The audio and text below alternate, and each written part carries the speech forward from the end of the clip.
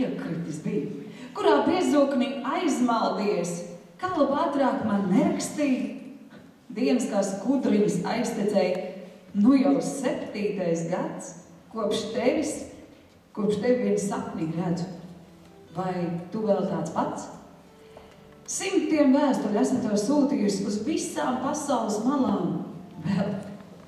Tikai reiz kāds klaidonis sirms teicās redzējis tevi Kaprīs salā. Visādi izdomājos, kas ieslēdz tevi aiz 7 apvāršņiem.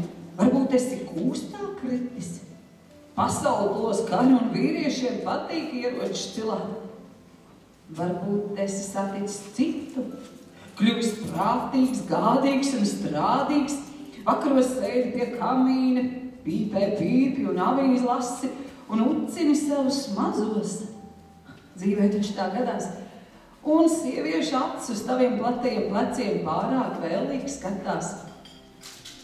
Vai varbūt esi miris un apglabāts svešā zemē, kur neviens tevi nemīl? Tikai lietus reizēm paraud pie kapa, tikai vēji atnes vītušu lapu.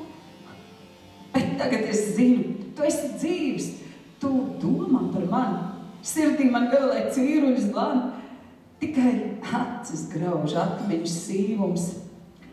Pēra, kurā aizā tu iekrits bija, kurā biezoknī aizmaldies, kā ātrāk man nerakstīt. Kādreiz tu gribēji uzcelt stikla pilsētu jūras vidū un stāstīja man, ka ap torņiem tur paložu vietās pārnotas zīves lidos, kā stikla ielās zem gājēju kājām kustēsies ūdens aug un rāpos milzīgi 8 klāji, kā mēs tur sēdēsim zemūdens dārzā un no rožainām gliemežnīcām dzersim mēnesnīcu. Pēr, vai tu pilsētu uzcēlis esi? Ko lai tev stāstu? Par savām pieticīgajām dienām. Tēva man nav vairs, māte ir ļoti slima, nevar viņu kā akmeni pamest un projām pie tevis doties. Un vai tev pašam nav grūti bez mūsu pļavām un mežiem? Vai tev nebūtu vieglāk elpot zem ziemeļu padebešiem? Arī tev var pilis un pilsētas celt, arī tev nav dzīvei tukšumā jāizpeld. Man nevajag pērne mantu un slavu, vienīgi sirdi tavu. Mans trakais sapņotāji atpakaļ nāca, kamēr mūžs vēl nav sadrupināts, kamēr rokas man stipras un maigas, kamēr lūpās man meža zemeņu svaigums. Par visiem miljonu mantiniekiem būsim mēs laimīgāki. Dienas mums ziedēs un skanēs tāpat kā tiem mīlētājiem, kur tev pateicības vēstules sūta. Tagad man vakaros dēlnas grūtas no neizglāstītiem glāstiem, un jaunības augus nes kā lāstu. Ir īpaši pavasarī, kad atcilušajā tīrelī atgriežas gaipa un bada. Bet rudens naktīs, kad kailie koki drebinās ledainā lietū, un gultā vaid slimā māte, man reizēm liekas, es saikšu prātā. Vieglāk ar dienām. Tad es krausoju dzijas un gobelēnu uz sienu. Tos es iemācījos, kad paliku viena. Tajos es iesienu savu vientuļo dzīvi, atmiņu prieku, sudrabainās ilgas un rūsganās šaubas.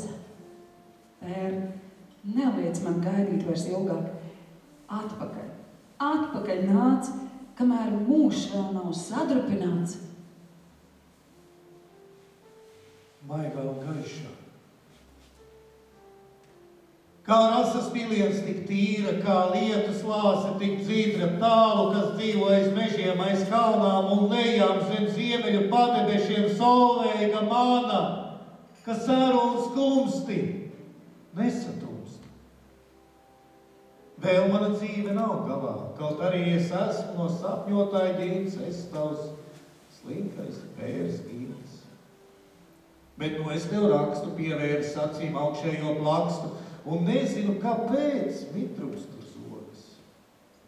Kaut manos dārzos jau kvēlo brūnas un iesārtas ogas, un no sudraba ābelēm krīt āboli zelta. Solveiga, tici, dzīve nav velta. Kaut arī es esmu no sapņotāja cilts, taču zem kājām man mūžam auglīgas smilts. Zini? Nu pat es ieguvu visas pie jūras kāpas, pārvērtu viņas dārzos un druvās, pārpās un zaros iededzu lāpas, un nu tu vari braukt pie manis kaut naktī. Tomēr brauc labāk no rīta lēkta staros.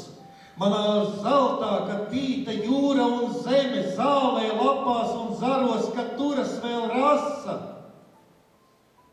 Un tad tu apdivasi pērlēm un dimantiem maniem un cīruļu zvaniem.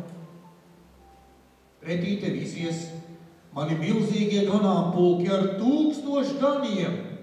Neapjūs tikai pār lieku, kad sāks skanēt stabulas rāmas un kad starp ganiem būs arī dāmas. Arī gana mīli un skaisti pie tām. Viņu sasietam sieram, lai turas tas kopā vajadzīgs skūpsts.